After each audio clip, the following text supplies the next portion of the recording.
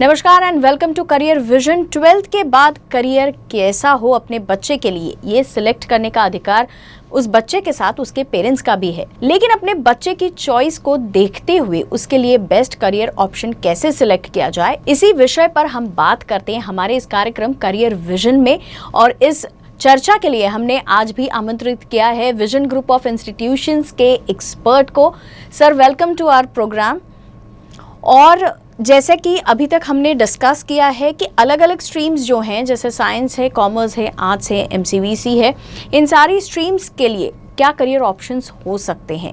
लेकिन सर, आज सबसे पहले आपसे जानना चाहूँगी, हमने बात की थी लास्ट टाइम के सारे एपिसोड्स में कि अलग अलग ऑप्शंस क्या हो सकते हैं, लेकिन अगर हम कोई एक ऑप्शन सिलेक्ट कर लेते हैं अपने लिए, तो उस करियर ऑप्शन के लिए अप्लाई किस तरीके से किया जाए, इसके बारे में आपसे जानना चाहेंगे।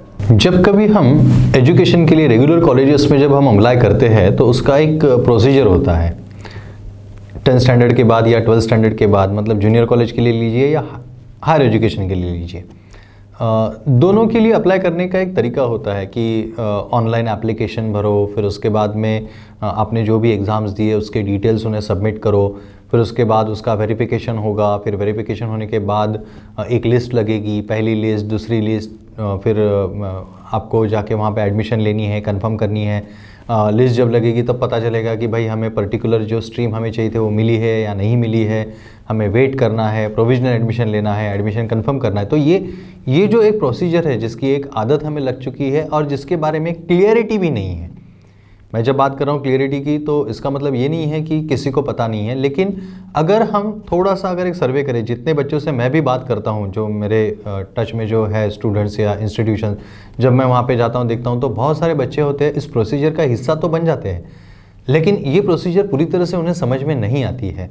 और बहुत बार फिर जो उन्हें पसंद नहीं है या जो उन्हें पता ही नहीं है, ऐसे कॉलेज और ऐसे कोर्स के लिए वो फाइनली एडमिशन ले लेते हैं। तो इसमें बहुत सारा कन्फ्यूजन और बहुत सारे अलग अलग पॉइंट्स होने की वजह से ये जो एक प्रोसेस है, ये बहुत ही उलझी हुई एक प्रोसेस जो है वो बन के रह गई है। और ये सब खत्म होने के बाद जब ऑफलाइन के लिए जब एडमिशन शुरू हो जाती है, तब तक आधे से ज़्यादा स्टूडेंट और पेरेंट जो है वो थक चुके होते हैं और फिर जो भी उन्होंने सिलेक्ट किया हुआ है उसी में वो अपने करियर को आगे बढ़ाते हैं। लेकिन ये जो मैं आपको बता रहा हूँ, ये क्यों बता रहा हूँ, क्योंकि ये बहुत ही एक अहम मसला है कि यहाँ पे अगर हम सिर्फ परेशान होकर अगर कोई एक कॉलेज या कोई एक कोर्स चुन रहे हैं तो ऐसा नहीं होना चाहिए। आपके लाइकेबिलिटी के हिसाब से आपको जो पसंद है या आप जो करना चाहते हैं, ऐसे कोर्सेस आज की तारीख में भी अवेलेबल हैं। 2014 से जो वोकेशनल ट्रेड जो शुरू हो चुके हैं, ये वोकेशनल ट्रेड जो है, इसका जो एडमिशन का जो प्रोसेस है वो भी बहुत ही आसान है। बहुत ही आसानी से आपको जो पसंद है, आपको जिस फील्ड में या क्षेत्र में जाना है, उस फील्ड या क्षेत्र में जाने के लिए आपको सीधी एंट्री विदाउट एनी बैरियर आपको यहाँ पे अवेलेबल कर दिया गया है। And this is an authentic platform. मतलब ये एक regular kind of degree program जैसे अपने होते हैं जो हमें अवार्ड होती है, बस वैसे ही ये भी प्रोग्राम है। बस पॉइंट ये है कि ये हमें पता नहीं है। अब जैसे कि मैंने भी आपको बताया कि कैसे हमारे एडमिशन की प्रोसेस होती है कि हम CET देते हैं, हम ऑनलाइन फॉर्म भरते हैं, फिर वो लिस्ट लगेगी, फिर आपको पता चलेगा, फिर आप प्रोविजनल लेंगे। मतलब ये सारी चीज़ें करने से अच्छा है अगर मुझे पता है कि मुझे किसी एक इंडस्ट्री में जाना है, लेट्स से मुझे ऑटोमोबाइल में इंटरेस्ट है, या मुझे एग्रीकल्चरल में इंटरेस्ट है, या फिर मैं फूड प्रोसेसिंग या टूरिज़्म या हेल्थ केयर, मैं जिस किसी भी डायरेक्शन में मैं जाना चाहता हूँ, अगर मुझे ये पता चल जाए कि भाई इस पर्टिकुलर फील्ड को लेके एक वोकेशनल डिग्री कॉलेज वहाँ पे है, और अगर मैं वहाँ पे अप्लाई करने के लिए जाता हूँ, तो देखिए ये प्रोसीजर में कितना अंतर है। सबसे पहले ज़रूरी बात है कि ना मुझे मेरी स्ट्रीम की जो बैरियर है वो यहाँ पे आने वाला है। मतलब 12th पास, ये बस एक ही क्राइटेरिया उसका है। फिर वो 12th चाहे फिर आप आर्ट्स से होने दीजिए, फिर आप चाहे वो कॉमर्स से होने दीजिए, फिर साइंस से होने दीजिए या MCV से होने दीजिए, किसी भी स्ट्रीम से अगर आप जाते हैं 12th करके, तो आपको आपके पसंदीदा फील्ड में सीधी एंट्री वहाँ पे मिल जाती है। वो बैरियर आपको नहीं आएगा। परसेंटेज बैरियर वो भी वहाँ पे नहीं है। मतलब किसी भी तरह से आपको उसमें कोई दिक्कत नहीं है कि मुझे कितने परसेंटेज मिले हैं, फिर मुझे पहले फॉर्म भरना है, फिर लिस्ट लगेगी, ऐसा कुछ भी नहीं है। यहाँ पे फर्स्ट कम फर्स्ट बेसिस पे एडमिशन जो है वो रजिस्टर कराई जाती है। मतलब ये एक ऐसा हायर एजुकेशन दिया गया है जहाँ पे स्किल के ऊपर फोकस किया गया है। इसमें आपको कितने परसेंटेज कागज़ पे मिले हैं इससे इंडस्ट्री को या उस इंस्टीट्यूशन को लेना देना नहीं है। आप उस फील्ड में इंटरेस्ट रखते हैं और आप उस फील्ड में काम करना चाहते हैं, इस बात को वहाँ पे अहमियत दी गई है। तो उस एडमिशन प्रोसेस को आप समझने की कोशिश कीजिए कि सबसे पहले आपको तय ये करना है कि कौन सी इंडस्ट्रीज़ को फोकस करते हुए बीओ प्रोग्राम उस इंस्टीट्यूशन में, उस डिग्री कॉलेज में अवेलेबल है, वोकेशनल डिग्री कॉलेज में। उसमें से आपको जो पसंद है या आप जहाँ पे चाहते हैं कि हाँ ये मुझे आ सकता है और मैं इसमें आगे बढ़ना चाहता हूँ, ऐसे एक ट्रेड को आपको चुनना है और उसका फॉर्म भर के आपको सीधा उसका रजिस्ट्रेशन पेमेंट करके आपको करवा लेना है। ये ध्यान में रखते हुए कि उसमें आपको बहुत सारा काम और बहुत सारी मेहनत, जो बहुत सारे प्रैक्टिकल्स आपको करने हैं, क्योंकि फर्स्ट ईयर जो उसका रहेगा वहाँ पे आपको उस पर्टिकुलर इंडस्ट्री के लिए रेडी किया जाएगा। और जैसे आप इंडस्ट्री रेडी हो जाते हैं, सेकेंड ईयर से आपको सीधा उस इंडस्ट्री में मोबिलाइज कर दिया जाएगा और आपको एग्जैक्ट वहाँ पे काम करते हुए अपनी जो पढ़ाई है वो पूरी करनी है। तो यहाँ पे डॉक्यूमेंटेशंस बहुत ही ईजी है, बहुत ही आसान है, कोई भी क्रिटिकल प्रोसीजर यहाँ पे नहीं है। इनफैक्ट जो हम जब रेगुलर एजुकेशन के लिए जा रहे हैं तो जो प्रोसीजर है वो तो क्रिटिकल है ही, लेकिन साथ में आपको वर्टिकल या हॉरिजॉन्टल मोबिलिटी भी नहीं है, मल्टीपल एंट्री एग्जिट ऑप्शंस भी नहीं है, जो इस वोकेशनल कॉलेज में आपको मिल जाते हैं। एडमिशन प्रोसेस बहुत आसान, just go with your documents, जो बेसिक डॉक्यूमेंट है, जहाँ पे आपने 12th पास किया हुआ है उसके जो भी आपके मार्कशीट्स वगैरह है वो सब लेके आप जाइए। जनरल डॉक्यूमेंटेशन है वो करके सीधा अप्लाई कर दीजिए, सीधा आप ले लीजिए आपको जो भी आप डिज़ायर करते हैं, जो भी आपको लगता है कि मुझे इस पर्टिकुलर इसमें जाना है एरिया में। अगर आप फर्स्ट ईयर करते करते अगर आपको ऐसा लगे कि नहीं ऑटोमोबाइल नहीं, मुझे फूड प्रोसेसिंग लेना चाहिए था, तो आपको ये बता दें कि आप सीधा हॉरिजॉन्टल मोबिलिटी ले सकते हैं और सीधा आप फूड प्रोसेसिंग में जा सकते हैं। तो ये सारी जो फ्लेक्सिबिलिटी है, ये फ्लेक्सिबिलिटी वोकेशनल एजुकेशन में जो है दी गई है। इन शॉर्ट क्या है कि वहाँ पे काम को अहमियत दी गई है, स्किल को अहमियत दी गई है। जो स्टूडेंट अच्छा काम करे, जो अच्छे स्किल जो है वो ग्रैब करे, एक्वायर करे, उसके लिए किसी भी तरह का बैरिकेड न रखते हुए यहाँ पे फ्री फ्लो जो है वो दिया गया है। तो बहुत ही आसानी से आप वोकेशनल कोर्सेज जो है वो ज्वाइन कर सकते हैं। और इन सारी चीज़ों को अवॉइड करने के पीछे एक ही मकसद है कि बच्चों का पूरा जो ध्यान है वो अपने स्किल को डेवलप करने में लगे, ना कि ये बाकी सारी चीज़ों में। तो बस अगर आप चाहते हैं कि आपको फोकस्ड काम करना है और बहुत आगे निकलना है किसी एक इंडस्ट्री में, तो उस इंडस्ट्री से जुड़े हुए वोकेशनल प्रोग्राम में अगर आप जाते हैं तो आप पूरा कंसंट्रेशन अपने स्किल डेवलपमेंट में लगा के अपने हुनर को बढ़ाने में आप उसको इस्तेमाल कर सकते हैं, ना कि इन बाकी सारी चीज़ों में आपको ये होने की ज़रूरत है, इन्वॉल्व होने की ज़रूरत है। सो विदाउट हेजिटेशन, किसी भी तरह की दिक्कत ना होते हुए आप बहुत ही आसानी से वोकेशनल एजुकेशन में आ सकते हैं और आगे अपना करियर जो है वो बना सकते हैं। अभी आपने जैसे बताया, अगर कोई एक व्यक्ति वोकेशनल कोर्स सिलेक्ट करता है, वहाँ एडमिशन भी ले लेते हैं, लेकिन जो वोकेशनल कॉलेजेस होते हैं उनके साथ अगर वो जॉब करना चाहते हैं, जैसे प्राइवेट जॉब हो, किसी की गवर्नमेंट जॉब हो, या इवन किसी का बिजनेस भी हो सकता है, तो ऐसे केस में किस तरीके से वो मैनेज कर सकते हैं अपना एजुकेशन और अपना जॉब?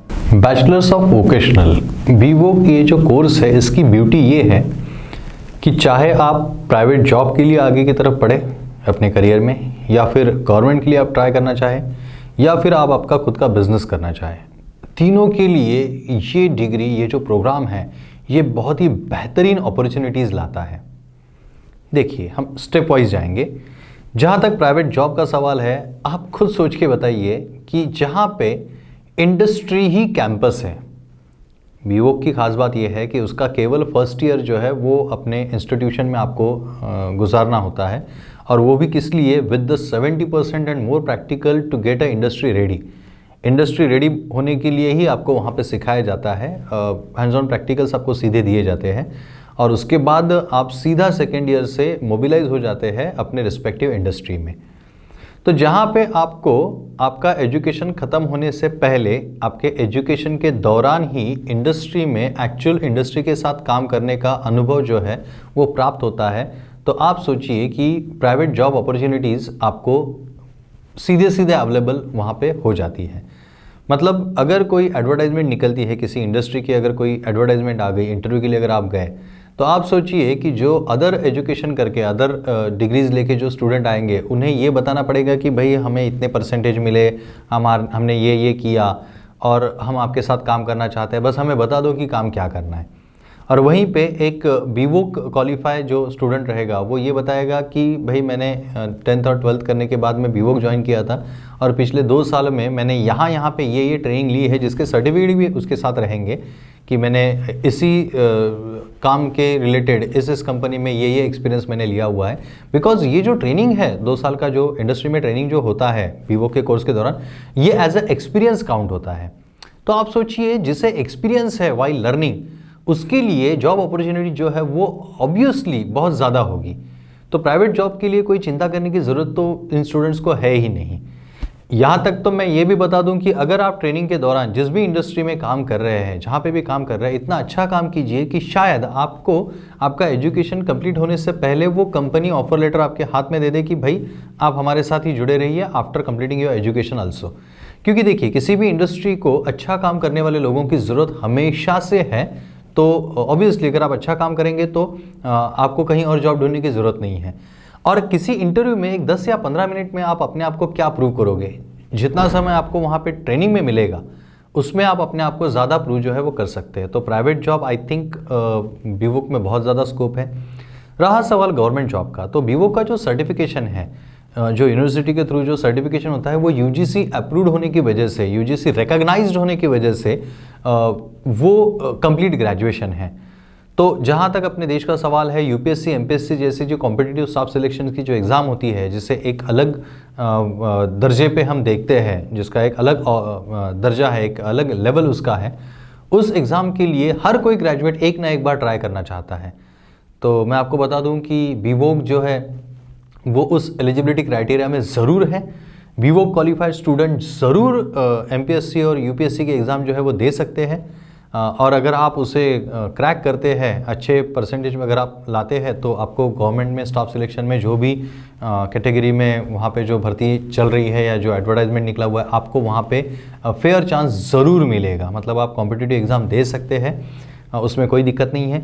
इसके अलावा जो पर्टिकुलर मिनिस्ट्रीज़ है, जैसे हम ऑटोमोबाइल की बात करें तो आरटीओ इज़ देयर, उसके अलावा railway is there in certain sections of railways, not entirely. उसके बाद में स्टेट ट्रांसपोर्ट है, जैसे महाराष्ट्र में एसटी महामंडल है, या फिर अपने जो लोकल बॉडीज़ होती है जैसे म्यूनिसिपल ट्रांसपोर्ट जो होते हैं, जैसे बेस्ट वगैरह है मुंबई में। तो ऐसे जो सारे गवर्नमेंट के छोटे छोटे एरियाज़ जो है उनमें भी अगर वैकेंसीज निकलती है और स्पेसिफाई किया जाता है उस बारे में, तो आप ज़रूर वहाँ पे अप्लाई कर सकते हैं। तो फिर हर फील्ड में जो मिनिस्ट्री है, जैसे हम टूरिज़्म की अगर बात करें तो महाराष्ट्र टूरिज़्म जैसे है, या सेंट्रल गवर्नमेंट की तौर पे जो टूरिज़्म मिनिस्ट्री है, उनके थ्रू भी अगर कोई जगह निकलती है और स्पेसिफिकेशन अगर उस एडवर्टाइजमेंट में आता है, तो ज़रूर आप वहाँ पे अप्लाई जो है वो कर सकते हैं। फिर ऐसा तो बहुत सारे हैं, जैसे फूड इंडस्ट्री को लेके अगर हम देखेंगे तो फूड इंडस्ट्री से रिलेटेड भी जो अपनी मिनिस्ट्री है उनकी तरफ से भी अपॉर्चुनिटी जो है वो निकल सकती है। अगर हम हेल्थ केयर की बात करें तो हेल्थ केयर में जो भी गवर्नमेंट हॉस्पिटल्स और जो लैब्स हैं उनमें भी जो हेल्थ केयर से रिलेटेड वोकेशनल कोर्सेज जो बच्चे करते हैं, उनके लिए सीधी अपॉर्चुनिटी वहाँ पे निकल सकती है अगर एडवर्टाइजमेंट वहाँ पे निकलती है। तो क्योंकि गवर्नमेंट का कैसा होता है, उनका एक जो उनकी जो भर्ती प्रक्रिया होती है उनमें कई सारे अलग अलग सेक्शंस और नियम होते हैं। उन्हें ये भी ध्यान देना पड़ता है कि कौन से पर्टिकुलर एजुकेशन से आने वाले स्टूडेंट्स को इस बार हमें चांस देना है। उन्हें ये भी ध्यान देना पड़ता है कि भाई रिजर्वेशंस इसमें कैसे कैसे रहेंगे, उनका जो रोस्टर है वो जिस तरह से घूमता है उस हिसाब से वो रिक्रूटमेंट जो है वो होती रहती है। तो ये गवर्नमेंट को पता है कि बीवोक में भी स्टूडेंट जो है वो एजुकेशन लेके बाहर निकल रहे हैं, तो उन्हें भी मोबिलाइज करना बहुत ज़रूरी है। तो हर कुछ साल बाद ऐसी अपॉर्चुनिटी जो है वो गवर्नमेंट की तरफ से आती है और उस वक्त आप जो है वो ज़रूर उसमें अप्लाई कर सकते हैं। रहा सवाल तीसरा पॉइंट जो है कि आप खुद का बिजनेस अगर करना चाहें, तो ऑब्वियसली आप जब इंडस्ट्री में ट्रेनिंग लेते हैं उसी वक्त आप ये भी सीख सकते हैं कि उस इंडस्ट्री से जुड़ा हुआ कोई एक सेक्शन लेके क्या आप आपका खुद का बिजनेस कर सकते हैं। और अगर ऐसा है तो आप वो भी ज़रूर ट्राई कर सकते हैं। और इसमें जो इंस्टीट्यूशंस होते हैं, जो वोकेशनल कॉलेजेस होते हैं, उनकी तरफ से भी आपको सपोर्ट जो है मिलता है, एज वेल एज इंडस्ट्री भी आपको उसमें सपोर्ट करती है। क्योंकि जब अलग अलग सेक्शंस में आप ट्रेनिंग लेते हैं तो उस पर्टिकुलर जो एरिया है जहाँ पे आप ट्रेनिंग ले रहे हैं, उनके जो इंचार्ज या हेड है, आप उनसे बात करके इस बारे में जानकारी ले सकते हैं। कॉलेज में भी अगर आपने इस बारे में अगर बात की तो एंटरप्रेन्योरशिप डेवलपमेंट का एक जो सब्जेक्ट है जो फाइनल ईयर में सिखाया जाता है, तो वहाँ से भी आपको इसका बारे में जो गाइडेंस है वो मिल सकता है। क्योंकि वोकेशनल कॉलेज जो एक्चुअल है वो खुद इंडस्ट्री के साथ जुड़ा हुआ है and that premises is same, मतलब उनका जो सेक्शन है वो सेम है। तो यहाँ पे अगर आप पहले से अगर मन बना ले और उस हिसाब से अगर आप खुद को मोल्ड करना अगर शुरू करें तो बहुत सारी ऐसी अपॉर्चुनिटी खुद इंस्टीट्यूट की तरफ से और इंडस्ट्री की तरफ से आपको मिल जाएगी, जहाँ पे आप आपका खुद का प्रोजेक्ट आप बना सकते हैं। आप कुछ पर्टिकुलर एरिया में आप रिसर्च भी कर सकते हैं, उससे लेके अलग अलग शोज़ में वगैरह भी आपको प्लेटफॉर्म जो है मिल सकता है। ऑल एंड ऑल बताने की बात यह है कि BVoc is a wonderful fantastic program, जहाँ पे पूरी तरह से फोकस किया गया है कि जो भी स्टूडेंट उस एरिया में काम करना चाहे उसे एक आगे का जो पाथ है वो वे जो है वो आपको दिखाया जाएगा। तो यस, अगर आप आपका खुद का कुछ बिजनेस शुरू करना चाहते हैं तो उसके लिए भी आपको इंस्टीट्यूशन और इंडस्ट्री की तरफ से कंप्लीट सपोर्ट जो है वो आपको मिल सकता है। बहुत सारी अलग अलग दिशाएं आपको वहाँ पे दिखाई जा सकती है। सो ऑल एंड ऑल अगर हम देखें तो BVoc is a wonderful platform with multiple opportunities, फिर वो चाहे जॉब हो, चाहे एज अ एंटरप्रेन्योर डेवलपमेंट हो, या फिर चाहे गवर्नमेंट का एरिया हो। So it's a beautiful and wonderful program. Thank you so much sir, आप यहाँ आए और इतना क्लियर विजन आपने सबके लिए दिया है और एक इतना अच्छा गाइडेंस दिया है। Thank you very much.